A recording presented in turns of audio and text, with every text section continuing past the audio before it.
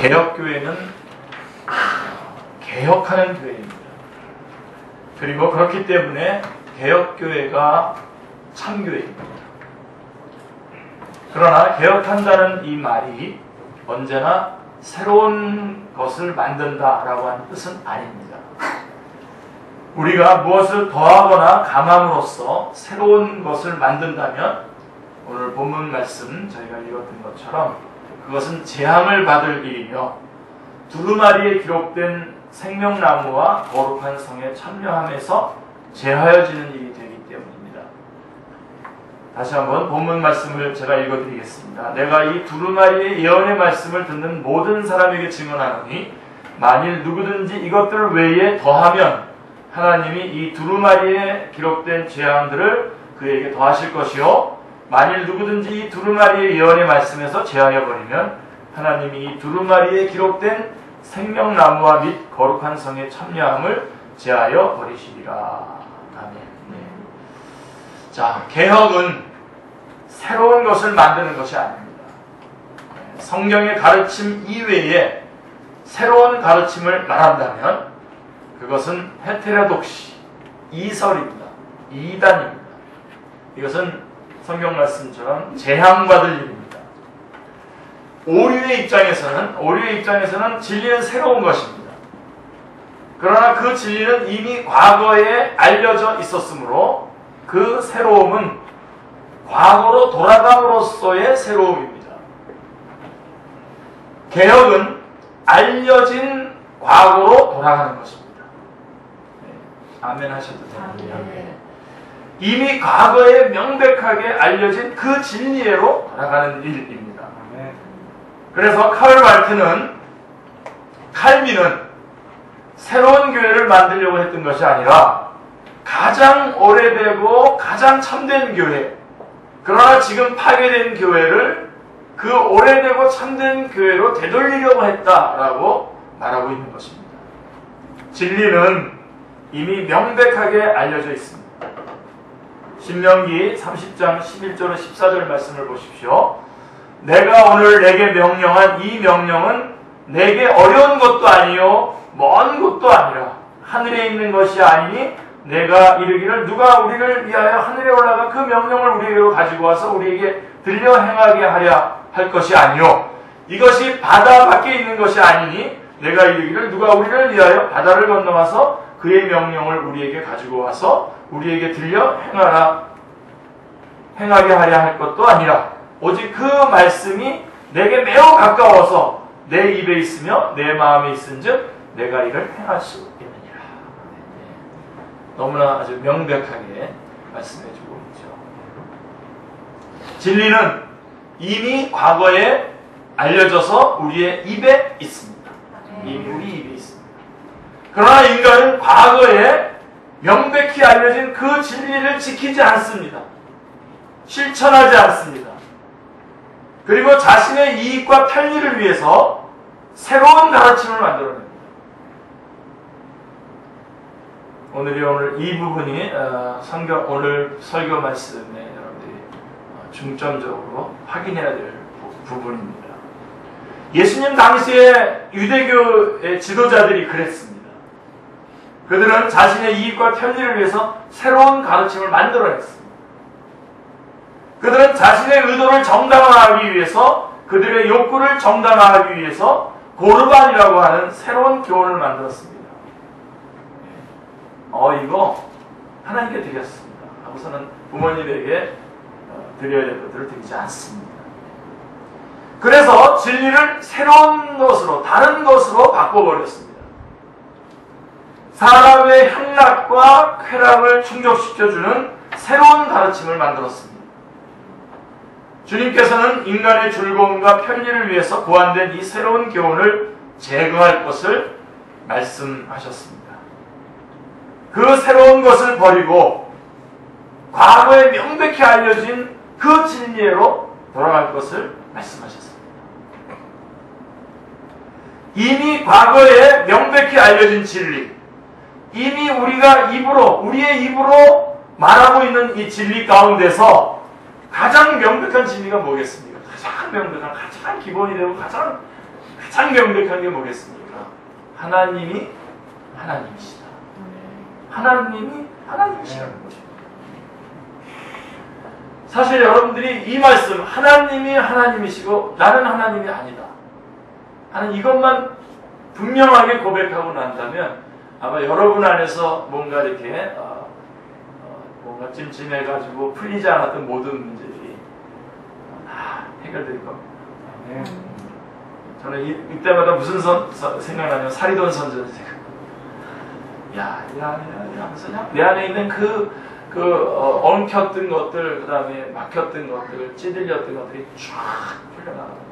하나님이 하나님이다라고 하는 것을 첫 단추를 탁 꽂아놓게 되면 나머지 모든 것들은 다 그 우선순위 다 정리가 되는 것입니다. 지금 오늘 우리들이 갈등하고, 우리들이 어려워하고, 우리들이 힘들어하고, 우리들이 염려하고, 혹은 우리들이 두려워하는 것이 뭡니까? 하나님이 하나님이라고 하는 이것이 분명하게 정립되어 있지 않기 때문에 일어나는 모든 부작용들인 것입니다. 이미 과거에 명백히 알려진 이 진리, 이미 우리가 우리의 입으로 말하고 있는 이 진리, 그 중에서 가장 명백한 진리가 뭐냐? 하나님이 하나님이시라는 것입니다. 아멘. 네. 성경의 첫 장인 창세기 1장이 끊임없이 말하고 있는 대로 인간이 하나님이 아니라 하나님이 하나님이라고 하는 진리입니다. 이 진리를 부정하는 사람도 있을까요? 네, 인간은 피조물이며 하나님은 창조주이시고 따라서 인간이 하나님이 아니라 오직 하나님이 하나님이라고 하는 이 사실을 부정하는 사람도 있을까요? 예. 교회 역사와 인간의 역사는 온 세계가 결속해서 이 명백한 진리, 하나님이 하나님이시라고 하는 진리를 부정해 왔음을 증명해 주고 있는 것입니다. 들춰보십시오. 하나님이 하나님이 아니라 인간이 하나님이라고 하는 새로운 가르침을 만들고 전파하는 데 전 세계가 하나가 되어 왔음을 보여줍니다. 하나님이 하나님이시라고 하는 진리는 우리를 불편하게 합니다. 우리가 하나님이라면 모든 것은 우리에게 맞춰져야 됩니다. 그렇죠? 우리가 하나님이라면 모든 것이 우리에게 맞춰져야 되는데, 자, 우리의 즐거움과 편리가 진리의 기준이 되는 것이죠. 그리고 우리의 감정을 고양시키고 우리를 편하게 하는 것이 선이며 진리인 것입니다. 그러나 우리가 하나님이 아니라 하나님이 하나님이시라면 우리의 향락과 우리의 편리, 그것이 진리의 기준이 될 수가 없습니다. 오늘 아멘이 굉장히 인색하시네요. 좀 엄하죠? 그죠? 네. 오히려 우리가 진리이신 하나님께 우리 자신을 엄격히 맞춰야 됩니다. 불편하죠. 하나님이 하나님이시라는 것은 우리에게는 불편한 것입니다. 모든 것이 우리에게 봉사해야 하는 것이 아니라 거꾸로 우리의 모든 것이 하나님의 진리에 따라서 통제되어야 됩니다. 억제되어야 됩니다. 우리는 예배받는 자가 아니라 예배하는 자입니다. 놓치지 마십시오. 제가 이거 죽는 날까지 외칠 겁니다. 하나님이 하나님이시고 우리는 예배를 받는 자가 아니라 예배를 하는 자입니다. 아멘입니까? 예. 그러나 이 사실은 우리를 불편하게 합니다. 반감을 가지게 합니다.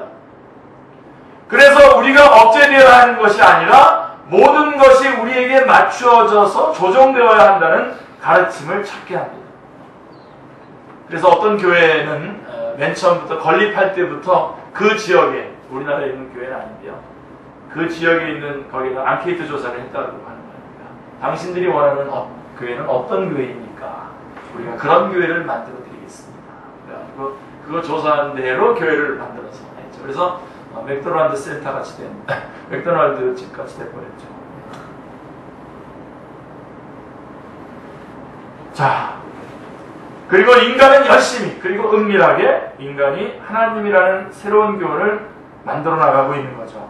우리가 억제되어야 되는 것이 아니라 모든 것이 우리에게 맞춰져서 조정되어야 한다는 가르침을 찾는 거죠. 그리고서는 인간은 열심히, 그리고 은밀하게 인간이 하나님이라는 새로운 교훈을 계속해서 만들어서 퍼뜨립니다. 이게 인본주의입니다. 인간이 만물의 척도라면 우리의 향락과 편리가 진리의 기준이 되는 것입니다. 우리의 감동과 재미가 진리가 됩니다. 우리에게 쉬운 것, 즉 우리에게 봉사하는 것이 진리가 되는 것입니다. 그러나 우리에게 어려운 것, 즉 우리가 그것에 우리를 맞추어야 하는 것은 위선적인 것이고 억압적인 것이 되는 것입니다. 그래서 모든 것은 쉽고 재미있어야 합니다. 제가 요즘은 뭐 잘 안 나가지만 중고등부 수련회 일도 많이 하는 거예요. 주문하는 내용이 딱 하나예요. 재밌게 해달라는 거예요. 재밌게. 네, 물론 뭐 재밌게 울게 해주고 오죠. 많이 오는데 재미있어야 돼요.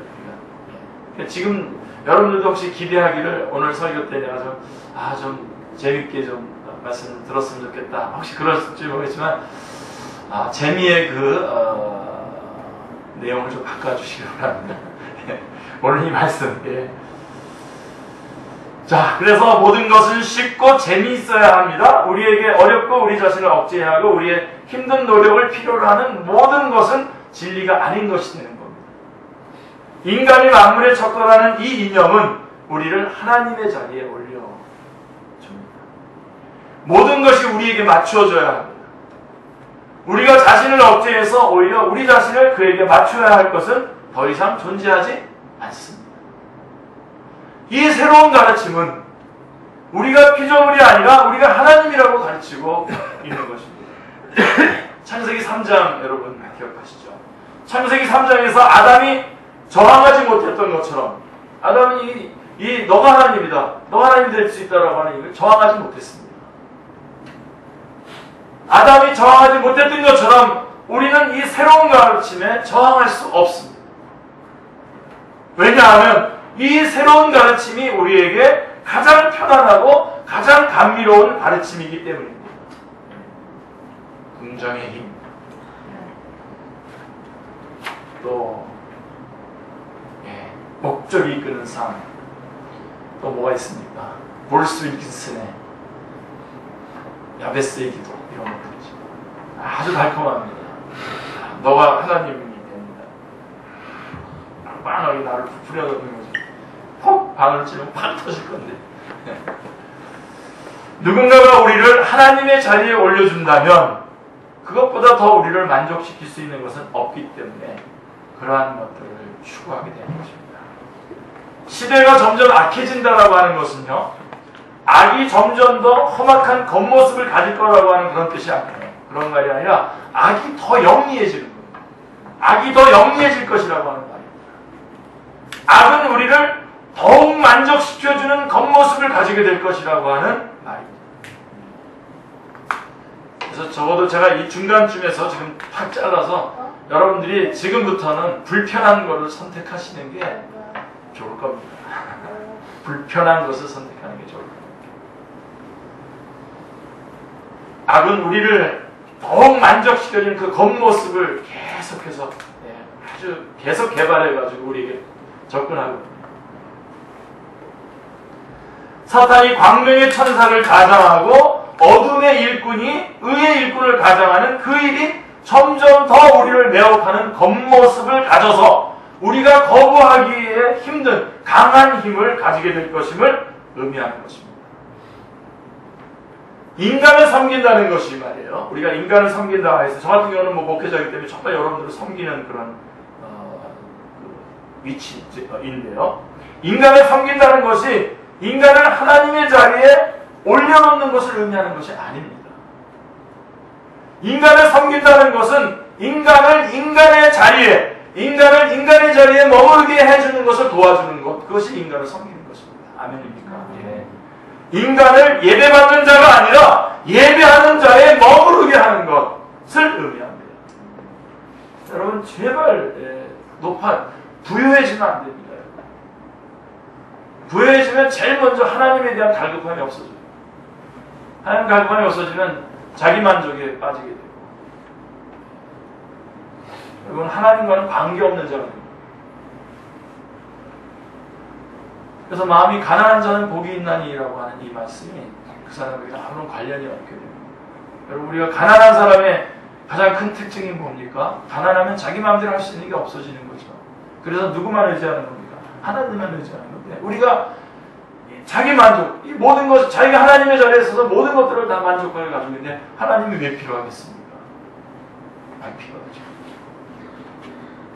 여러분, 목회자가 왜 존재합니까? 목회자에 대해서 여러분들 분명하게 좀 정립을 좀 하십시오. 목회자가 왜 필요해요? 목회자의 존재 이유. 바로 그것이 인간을 예배받는 자가 아니라 예배 드리는 자의 머물러 있도록 놔두는 거가 목회자의 존재 이유인 것입니다. 하나님의 본체시나 하나님과 동등됨을 취할 것으로 여기지 아니하신 우리 주님의 사역은 인간을 하나님의 자리에, 하나님과 동등한 자리에 올리는 것이 아니었습니다. 칼빈은 하나님에 관한 지식과 인간에 관한 지식은 긴밀히 연결되어 있다고 말합니다. 기독교 강의 우리 새벽 기도 시간에 우리 같이 공부했던 사람들 기억나시죠? 하나님에 관한 지식과 인간에 관한 지식은 긴밀하게 연결되어 있다는 것입니다. 그러나 그 말이 하나님과 인간이 동등하다라고 하는 것을 결코 암시하고 있는 것은 아닙니다. 오히려 거꾸로 하나님의 높으심에 관한 지식은 필연적으로 그 안에 인간의 낮음에 관한 지식을 포함한다는 것을 의미합니다. 기독교 강의의 일독을 권합니다. 이만합니다.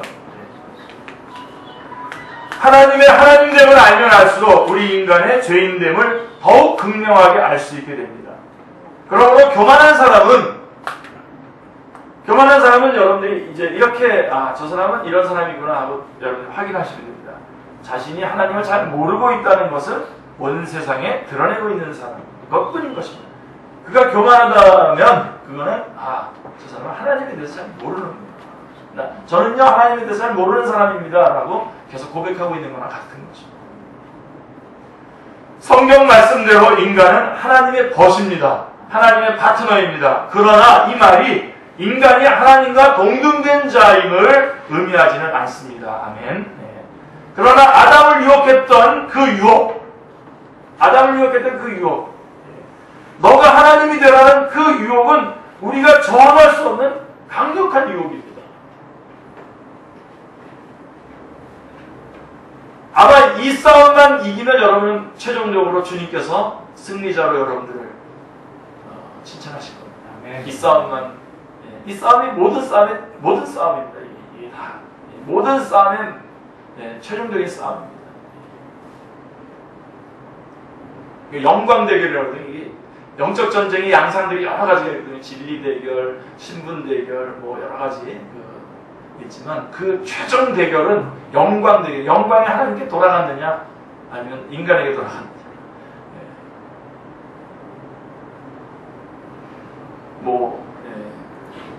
멋있는 어떤 행사를 거창하게 하고 어떤 사람의 이름이 탁 드러난다면, 영웅이 된다면 하나님의 영광을 가린 거죠. 증거입니다.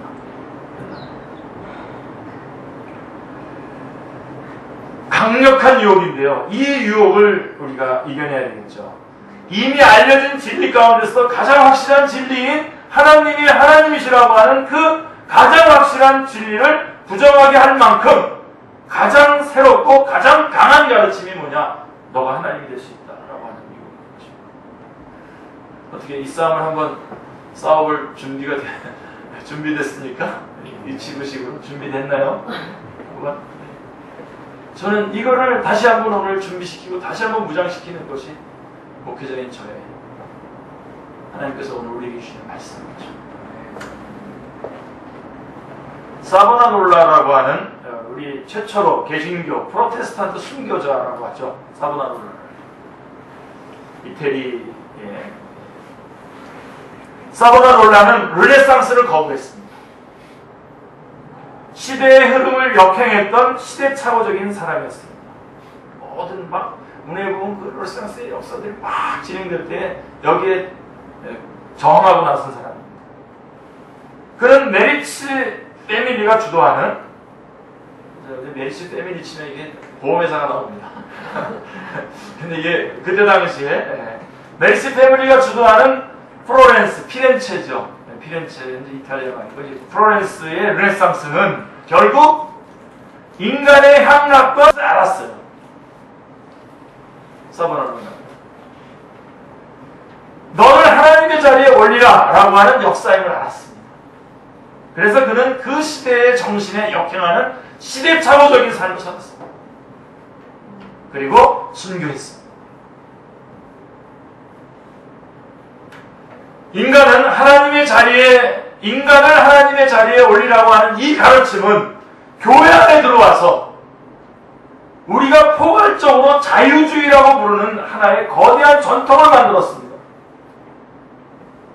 어떡하지? 제가 지금 바깥에 얘기했고요. 지금 안으로 들어왔습니다. 지금.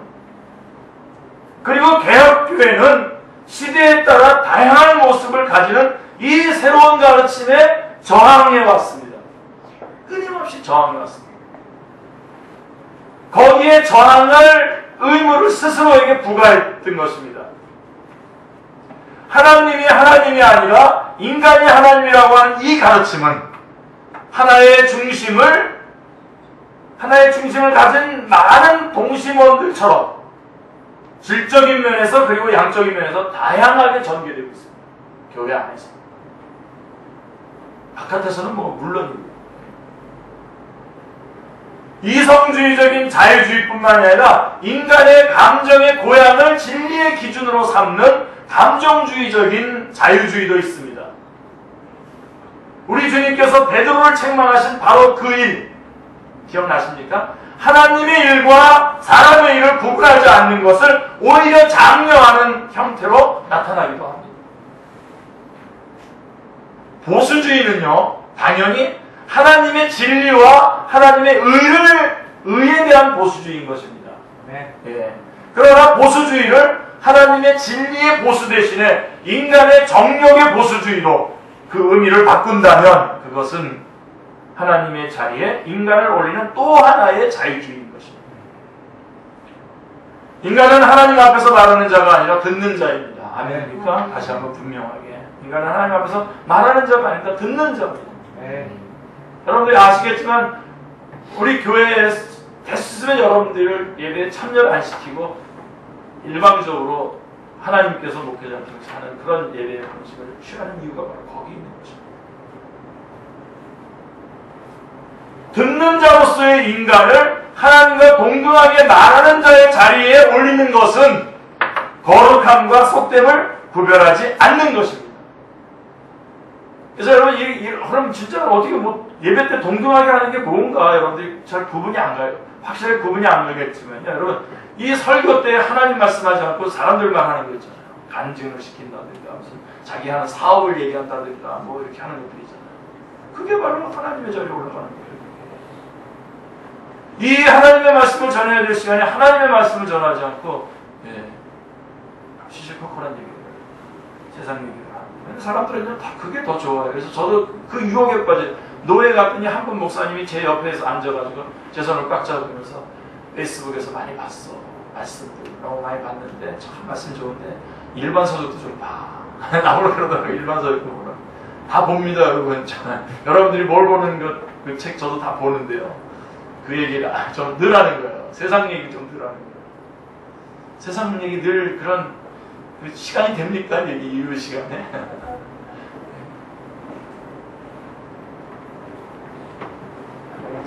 그런 것들이에요. 제가 전에도 말씀드렸죠. 어떤 분은 40분 설교하는데요. 자기가 세운 재단 얘기를 39분 동안 하고 1분 동안 그 본문 말씀 한 번 읽고 끝나더라고요. 유명하신 분이라서 제가.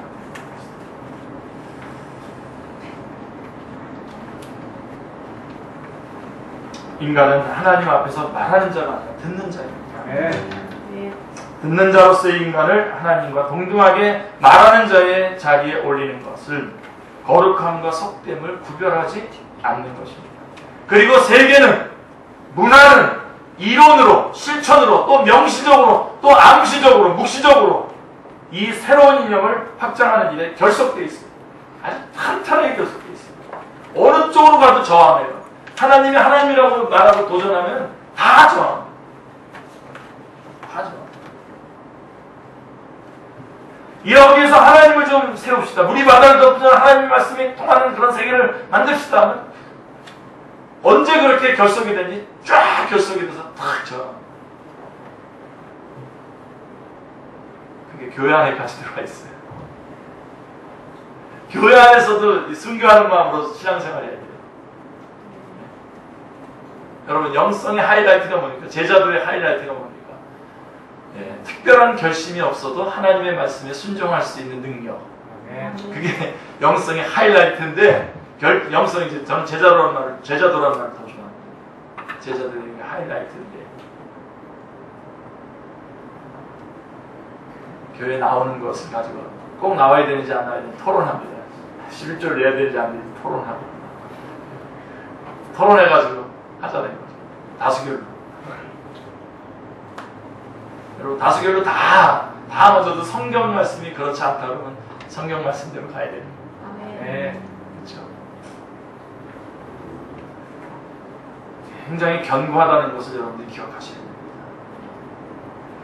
자, 우리가 예배 드린다는 것은 말씀하시는 하나님 앞에 나오는 것입니다. 철저히 듣는 자로서 나오는 것입니다. 여러분, 그렇게 하세요.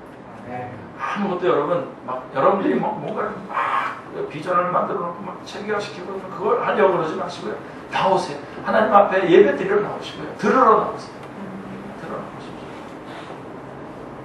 따라서 우리는 예배에서 말하는 자가 아니라 듣는 자입니다. 설교는 그것이 하나님의 말씀에 대언인 한에서 칼빈의 말대로 예배의 혼입니다. 설교. 따라서 설교에서 우리는 더욱 철저하게 듣는 자입니다. 듣는 자가 돼요. 그리고 하나님의 말씀의 봉독은 하나님의 말씀을 봉독하는 그 시간부터 설교의 시작이며 그리고 끝이며 근원인 것입니다. 누군가에 의해서 대행되고 있는 말씀하시는 하나님의 말씀의 현재적인 행위인 것입니다. 따라서 하나님의 말씀이 봉독될 때에 인간은 가장 절대적으로 그리고 가장 철저하게 듣는 자입니다. 현대를 세속주의 시대라고 부릅니다. 세속주의란 뭐냐? 세속주의란 세상의 모든 것이 속되다는 주장인데요. 거룩의 영역, 성의 영역이 세상에는 없다는 주장입니다. 여기서 거룩하다, 속되다 하는 것은 위생적이냐 아니냐를 의미하지 않습니다. 속되다는 것은 인간이 그의 의도와 편리를 위해서 자신에게 봉사시킬 수 있는 것을 의미하는 것입니다. 그것이 속된 것. 인간이 자신의 이익을 위해서 사용할 수 있는 것을 의미하는 것입니다. 반대로 그럼 성스러운 것이란 뭐냐? 성스러운 것, 거룩한 것은 오히려 인간이 자신을 거룩한 것에 맞추어야 하는 것을 의미하는 것입니다. 인간이 자신의 즐거움과 편의를 위해서 사용할 수 없는 것을 의미하는 것입니다. 그게 거룩함. 그게 성스러움인 것입니다. 성일의 의미와 성전의 의미가 바로 이 의미인 것입니다. 인간이 자신의 즐거움과 편의를 위해서 사용할 수 없는 것, 그 날이 성일이고 그 장소가 성전입니다. 있습니까 그런 게? 하나님은 세상을 만드셨을 때에 모든 것을 성스럽게 하는 것이 아니고 또 모든 것을 속되게 하는 것도 아닙니다. 그죠? 기억나시죠? 에덴 동산의 각종 나무의 실과는 어떻게 하랬어요? 얼마든지 아담이 임의로 먹게 하셨죠. 그 자신을 위해서 사용하게 하셨습니다. 그냥 지금 제가 구분하는 식으로 한다면 이게 바로 속된 거죠. 얼마든지 인간이 마음대로 할 수 있는. 그러나 두 나무의 실과는 먹지 못하게 하셨습니다. 그것을 사용하고 싶은 마음이 있어도 그 의지를 실행하지 못하게 하셨습니다. 우리의 삶에 거룩의 영역, 성의 영역이 있다는 것은 그것이 아무리 좋아도 우리가 이용할 수 없는 영역이 있다는 것입니다. 그렇게 함으로써 인간은 자신이 세계의 주가 아니라 피조물이라는 사실을 고백하는 것입니다. 그러나 세속주의는 어떻죠? 세속주의라는 것은 세계의 모든 것이 인간의 의도대로 이용될 수 있다고 가르치. 이게 세속주의. 그렇게 함으로써 인간이 스스로를 세계의 주라고 주장하게 가르칩니다.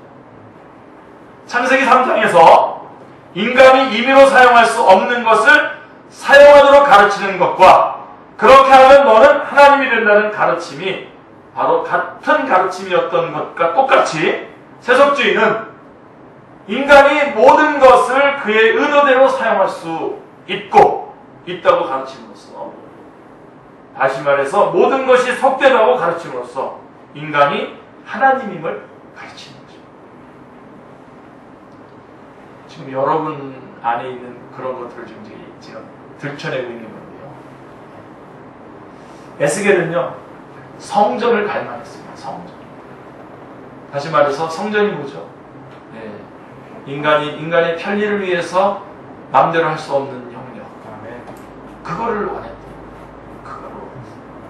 에스겔은 그걸 갈망했어요. 저도 그게 원하고 싶습니다. 정말 그걸 원하고 싶습니다.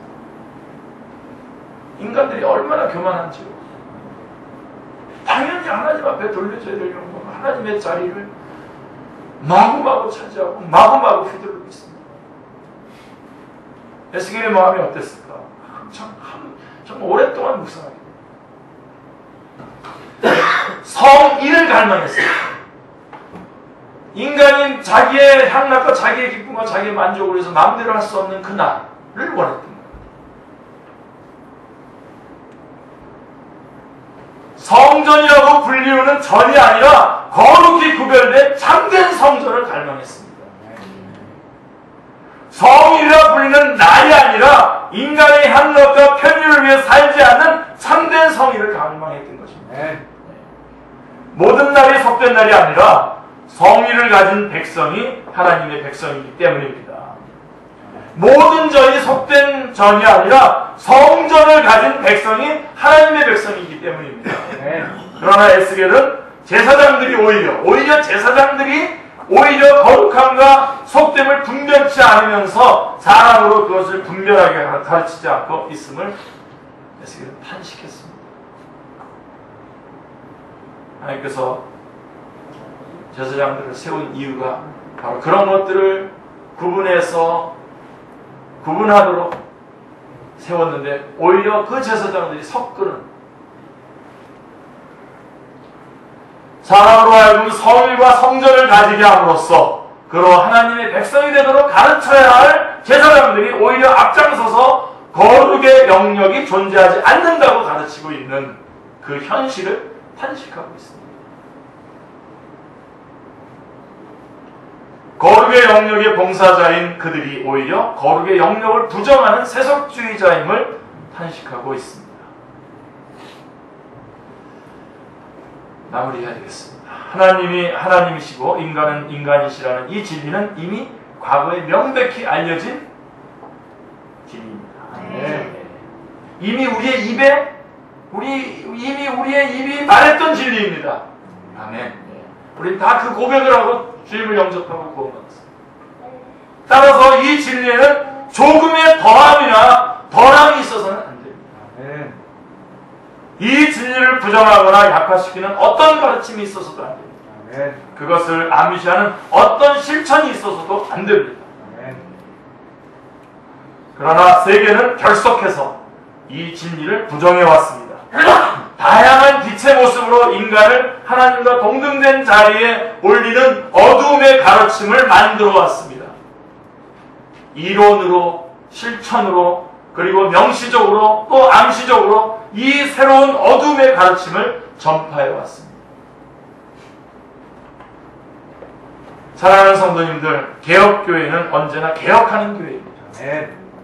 개혁교회는 이미 과거에 알려진 그 명백한 진리로 돌아가는 그 전투 중에 있는 교회인 것입니다. 터툴리아누스, 칼빈, 칼바르트 이런 사람들이 이 싸움을 싸웠습니다. 하나님께서 목사를 세우신 이유는 인간을 하나님의 자리에 올리는 그 일에 저항해서 인간을 인간의 자리에 두기 위함이며 인간은 예배받는 존재가 아니라 예배하는 존재임을 증거하기 위해서입니다.